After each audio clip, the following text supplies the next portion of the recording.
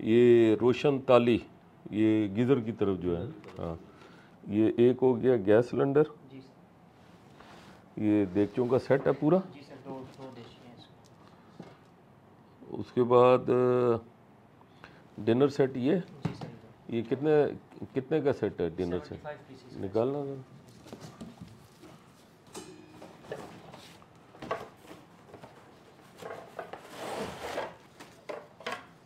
ये तवा भी है। जी सर।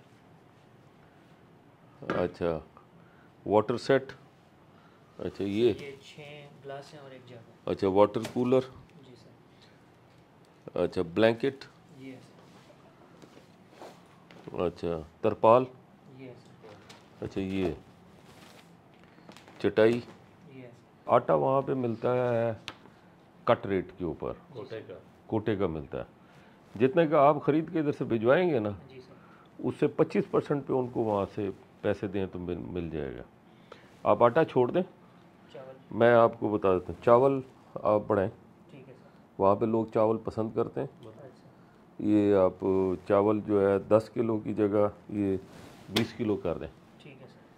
तो बस ये अल्हम्दुलिल्लाह अच्छा हो गया।